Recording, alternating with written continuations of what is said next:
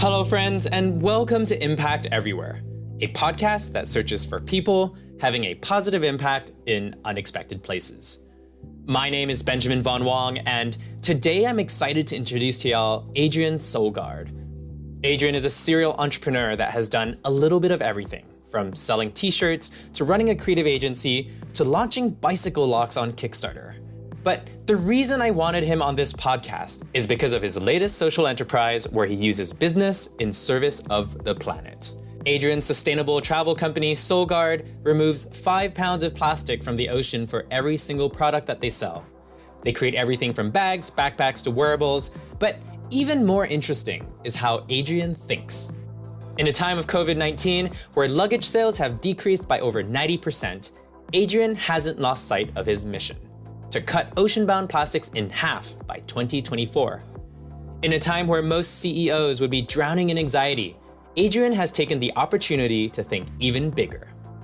This is Adrian talking a million miles an hour about his latest idea on trying to figure out how to intercept ocean-bound plastics from the Yangtze River in China, one of the most polluted rivers in the world.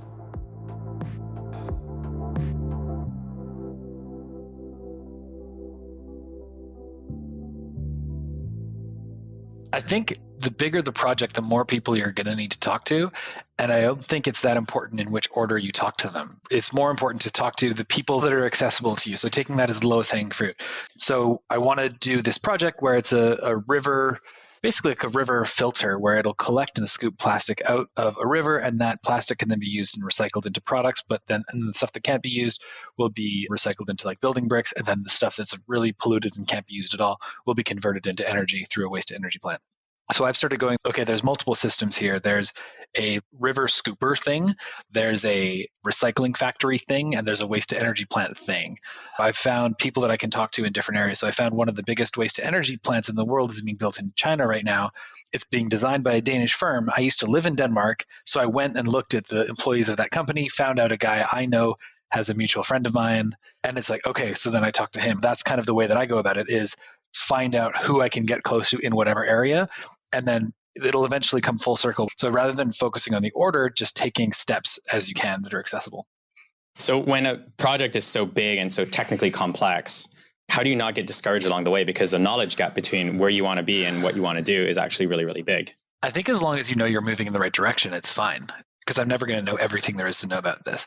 I don't know if you've ever heard the principle that there's no one human that knows how to make a pencil. Because to make a pencil, you need to cut down a tree, and then you cut down that tree, you bring that to a plant that gets milled up into fine pulp, then there's someone who needs to have a mine that mines lead, then someone makes an eraser, someone makes a metal thing. So yes, someone can build a pencil, but they can't do all those other steps. So I've looked to Richard Branson a lot for inspiration in different things where he's taken some massive challenges, and rather than trying to be the expert at everything, which you never will be, find people who are smarter than you at all those extra avenues and then get them involved in the steps where they could be.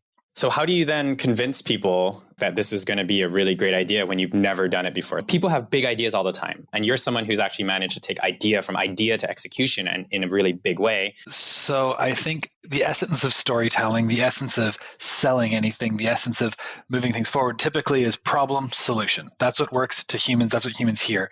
So what I'm doing is presenting, hey guys, there's this problem. You've probably heard about it. There's 17 billion pounds of plastic entering the ocean every year. Almost half of it's coming from this one river. Here's a rough idea of what we could do. Do you want to help? Because I don't know how to do the thing that you know how to do. And so far, everyone's been like, yeah, that makes sense. Yeah, okay. Yeah, let me see what I can do to help. So rewinding back to your original question, by just presenting the problem to people, presenting it as an opportunity of, hey, here's this thing that you know about. Could you help? I think is the best way to get anyone engaged. Have you found that there's any difference in your approach to storytelling and to selling a vision when you were pre-impact and post-impact? I guess not, because I think it's actually very similar to the vein of what I've been doing, trying to paint a vision, trying to paint a dream. I think that's it, right? Martin Luther King Jr. didn't say, I have a 7-page business plan. He said, I have a dream. And I think that if you paint something as a dream, people can rally behind it, and then they can support you and help drive it towards being a 97-page business plan and execution steps and strategies. I feel like many people want to do more good in the world. They want to find a way to add impact into whatever it is they're doing. What was the transition like for you to go from having non-impact business model? I think you're building bags, you're building suitcases, and you wanted to say, okay, wait, I need to take this and I need to shift the entire business model. I need to shift the entire supply chain. What was that transition like? How do you just pick up one day and say, all right, that's it, purpose, number one goal, I don't care about the rest of it? Well, it's always been near and dear to my heart to be doing something that matters in the world. When I was 18, I lived in Costa Rica for 3 months. I was working for a nonprofit there, helping building houses and that kind of thing. Then when I was running a business doing TV commercials and music videos, we did some pro bono work for some nonprofits. So it's always been like a piece of my mind along the way. When I launched this business, the first product was a solar-powered backpack because I wanted to do something good for the planet, but I didn't know what. So I figured, well, a solar panel, you can generate your own electricity. That's like a first step. So there was that seedling that was in there, and I just didn't know how much more we were able to do. Then as I discovered that we could do more, I discovered we could use ocean-bound plastic to make the fabric for our bags. It was just a matter of, this feels right. This feels like what we should be doing. So pivoting, it gave us just more of a punch in our storytelling to be able to say, yes, now we're doing this and it's for a reason. It's not just a bag that'll help make your life easier on the go. It's doing something for the planet. And then now we've kind of found this even bigger vision of making this ocean cleanup system be able to be part of what it is. So I think it's just helped me get more and more invested in the business. So it really just began with starting the question. Yeah. Like, I want to do more. How can I do it? And then you just went down the standard rabbit hole, knocking on doors, talking to people, doing what you do best until it made sense. I think asking the right question is the secret to unlocking anything. If you ask the right question, you can find a solution. That's what sparks creativity.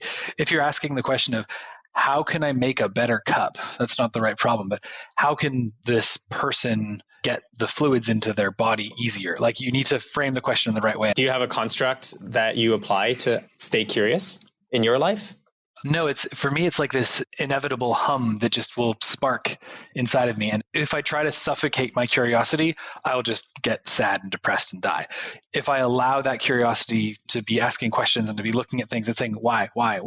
I just never had that beaten out of me as a kid, I guess. That's interesting. So you're intrinsically curious and you just like to keep that and continue to foster it and nurturing it.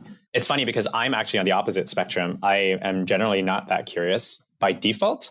However, when I'm exposed to it, so for example, I won't be curious enough to go and like read a book and learn about something. I need to meet someone and have a conversation, or I need to go to a place, like something needs to trigger it. So one of the ways for me to do that is podcasts like these and hosting events where I can meet the people that will catalyze a new set of thoughts. So I've had to like work through and create a process to make that happen.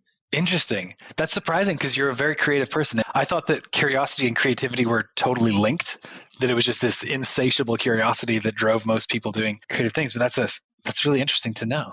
I am curious, but it needs to be catalyzed. So for example, I will occasionally fall into a Wikipedia hole, but something needs to start that Wikipedia train. Whereas there's some people that just want to accumulate knowledge and they're just intrinsically driven like that. And you seem to be in that boat. I think what's interesting about my level of curiosity is that I get super deep into something really quickly, but then I need to do something about it. I need an output. For me, accumulating knowledge isn't actually that interesting. It's like, oh, what is it? And then I drill down as fast and as hard as I can, figure out what that problem is. And it's like, I need to do something about it. I need to fix the thing. What is it? And I think that's where, in a different life, maybe I would have been an engineer or something. I love fixing stuff. Right. And tell me about a moment in time where you wanted to fix something, but then you got stuck, or how did you overcome that? Because I think that's kind of the gap a lot of people are missing. They'll see something that bothers them. They want to do something about it.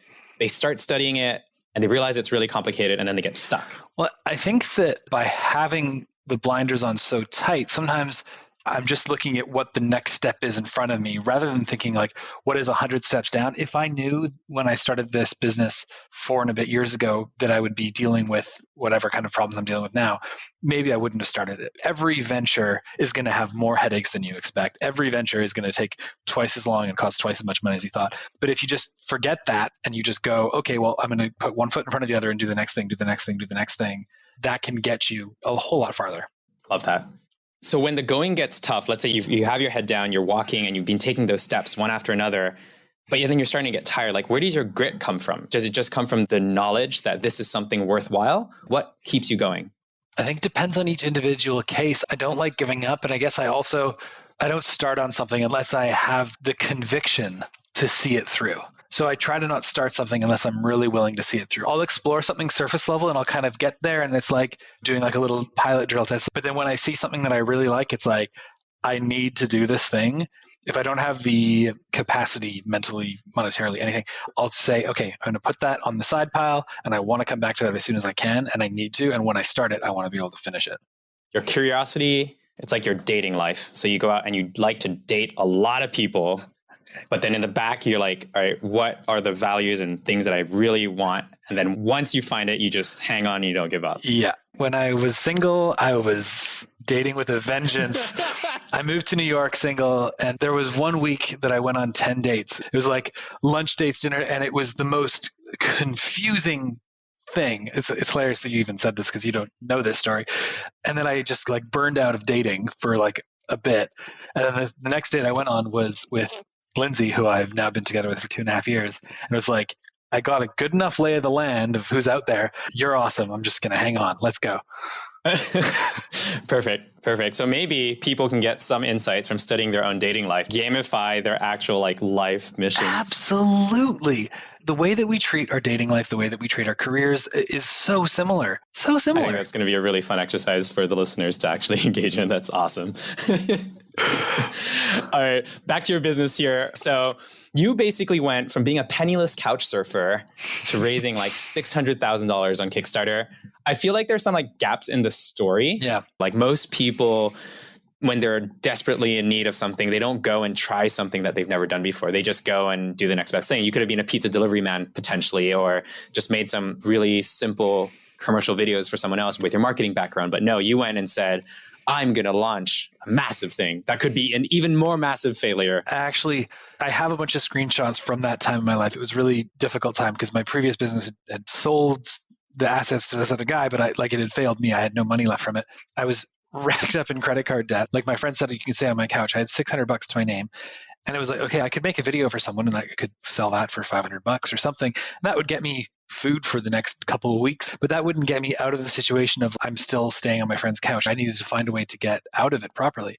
So by running a Kickstarter campaign, I knew that was a chance of building a proper step. I hoped the campaign could raise like $100,000 and that would kind of like get me enough to get the thing started, but it struck a chord with the internet and it went somewhat viral. So it was able to kind of help build that thing and get it really to the next step. You only learn a language when you need to. When you're in a country, you speak not a word of the local tongue. Humans need to communicate. And if you cannot communicate, you'll just find a way. You'll just figure out the language. It just happens. The only way to learn a language is to put yourself in situations where you have no other option but to speak the local native tongue. Similarly, I was put in a situation where I had no option. I was living in Spain. I'm not sure if I would have even been able to get a job just somewhere. And if I would, like getting a job at a bar making $20, $50 a night, that wouldn't really do enough for me. So I needed to do something big in order to propel myself out of this massive hole I had dug myself into. I love that. So you're basically saying you can't just tiptoe into the water. You have to just jump in, get wet, Always. And then see. And also what I really liked about what you just said is the importance of keeping your eye focused on the bigger picture. Like, why am I doing this? It's not because I need a job. I'm not doing this because I want a job. I'm doing this because I want to accomplish X. I want to have a certain lifestyle. I want to have a certain impact. I want to have a certain blah, whatever that thing is. Yeah. Love it. What strategies did you employ to actually make that possible? And I know that Kickstarter 5 years ago and Kickstarter today, I mean, radically different things, but what were the underlying principles that allowed you to do that? Was it a mental thing? Was it a strategic thing? Was it a storytelling thing? Yeah. So I did a Kickstarter campaign in 2013 for this bicycle lock. I ran that company for about 3 years, found a guy that was interested to invest, kind of wanted to buy the business.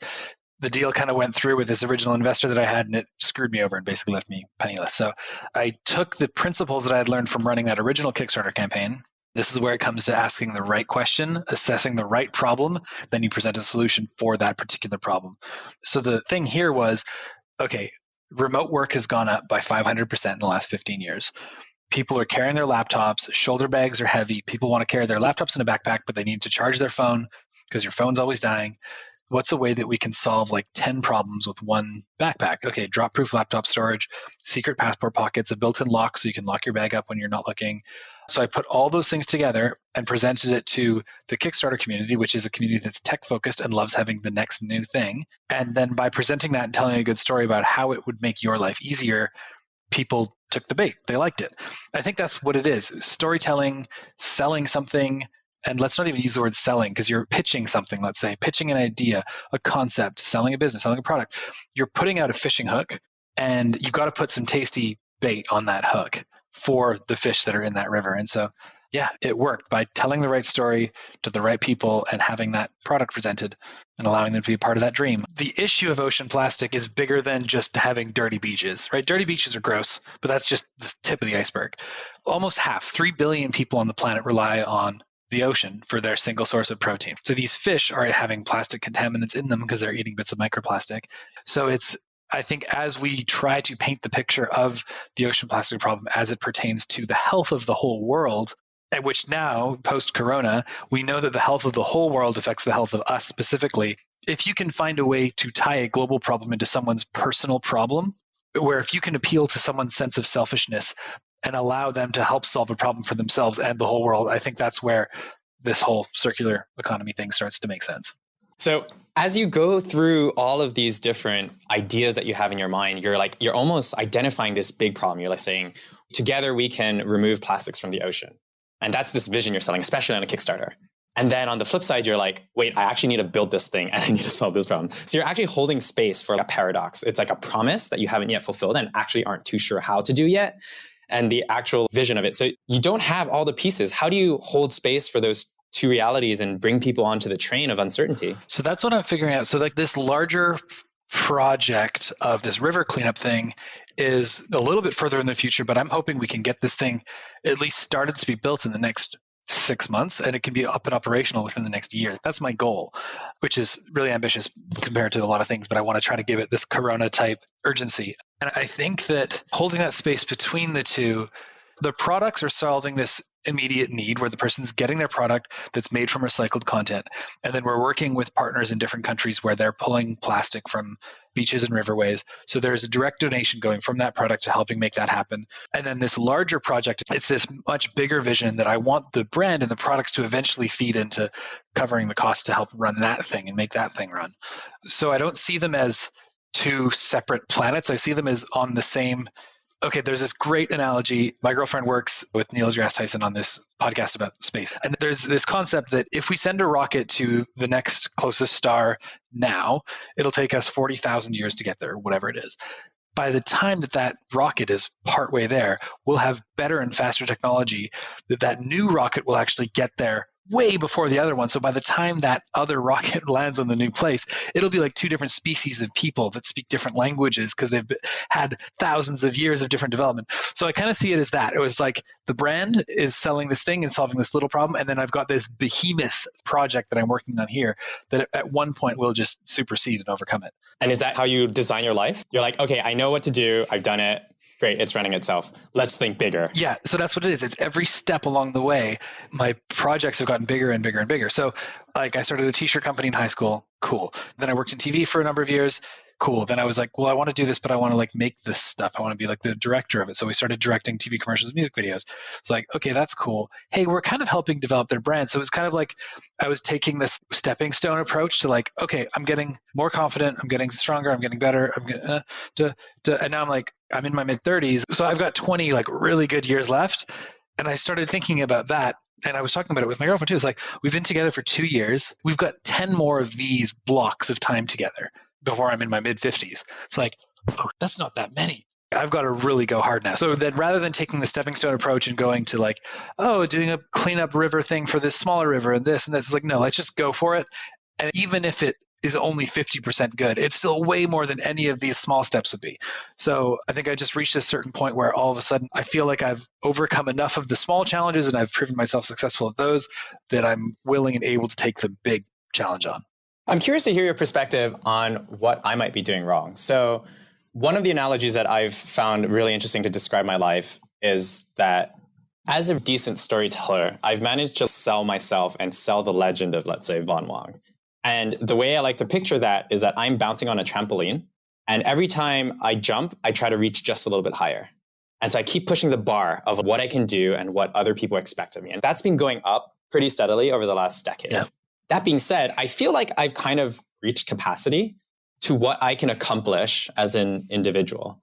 And yes, I can just keep trying to jump higher and higher. But at some point, because I'm not elevating the floor, right? Like the floor level is the same and physics will ultimately cap me at a certain height.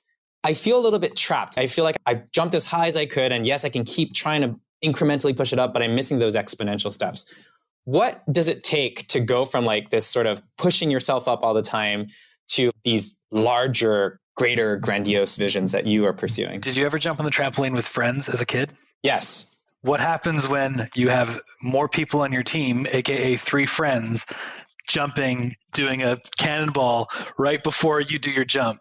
Got it. But what happens if one of those friends are in there and suck, and then the whole operation collapses? That's what happens.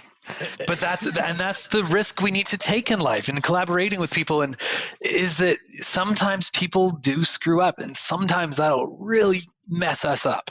Got it.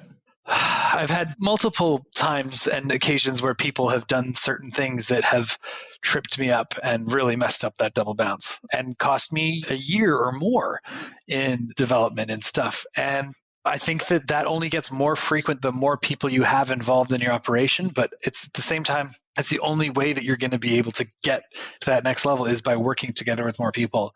I think that when I started this business, my goal was to be the guy and I was listening to too much Gary Vee and I was thinking like, yeah, I'm just going to work really hard and I'm going to get there. But then at some point you need to offload stuff from your plate. You need to get other people involved to do this, that, whatever.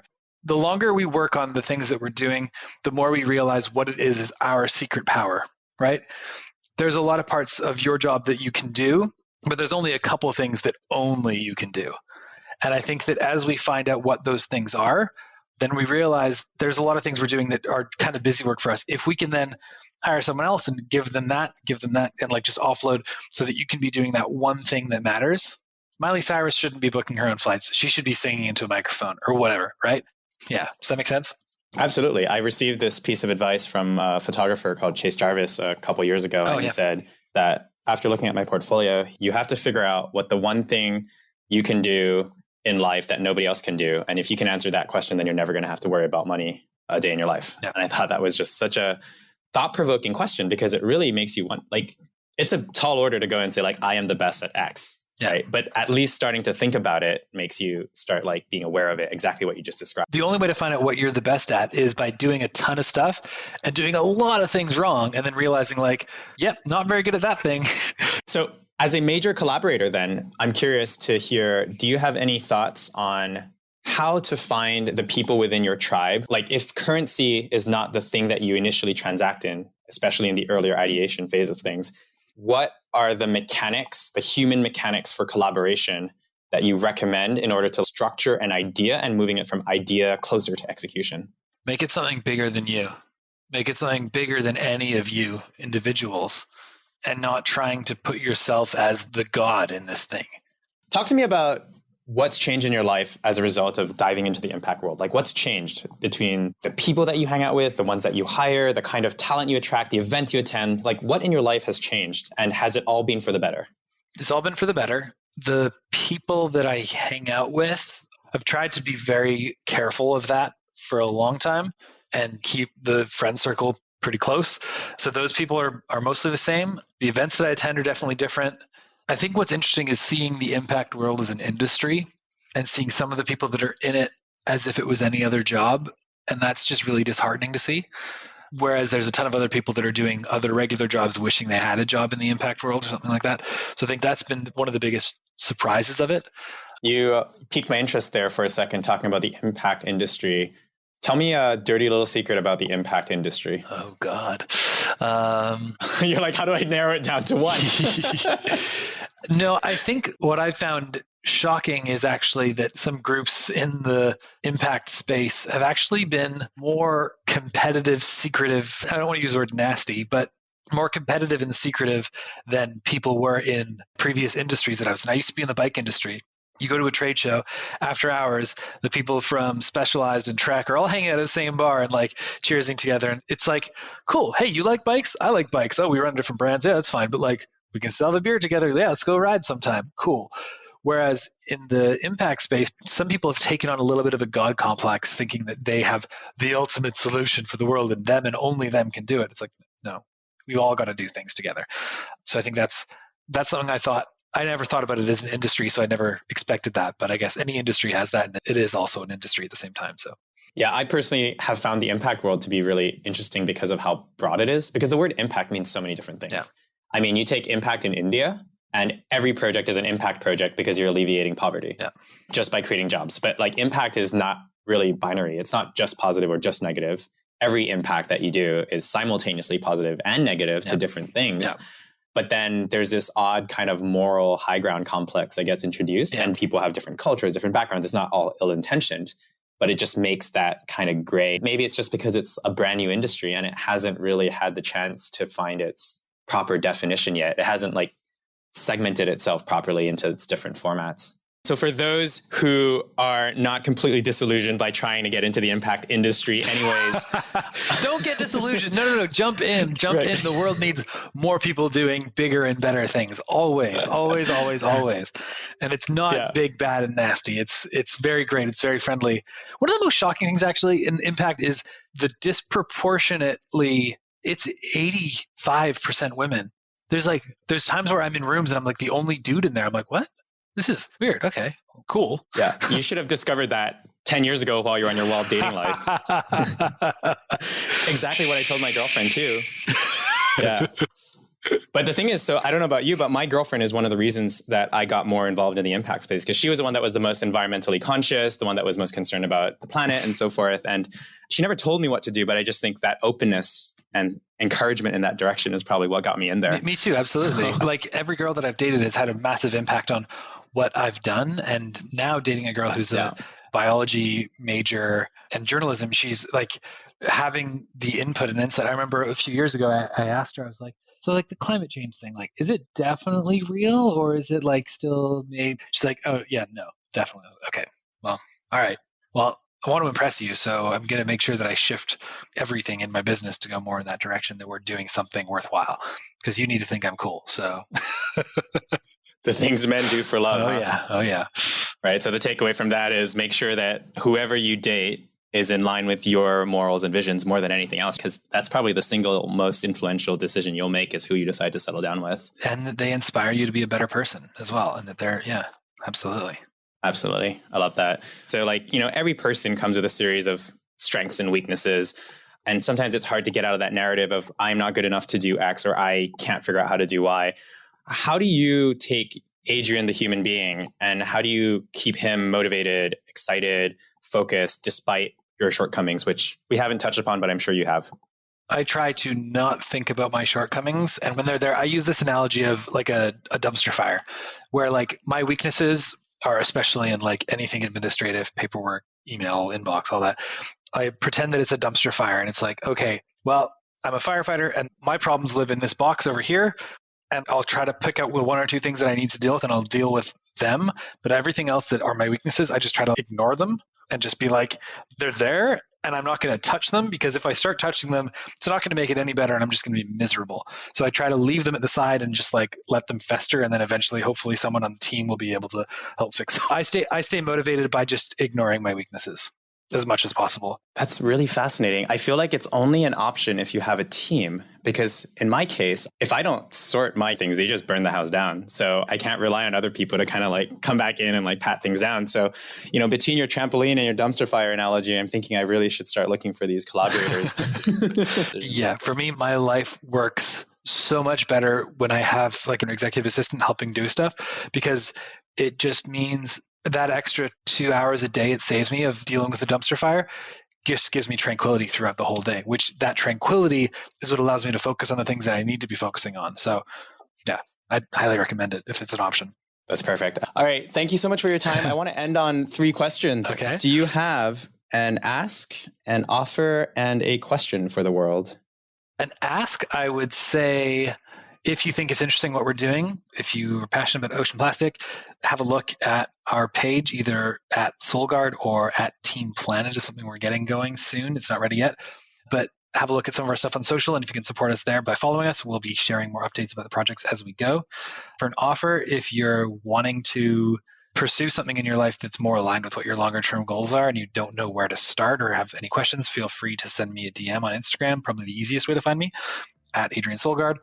And a question, ask yourself the question, what am I doing to make the world a better place today? And ask yourself that on repeat.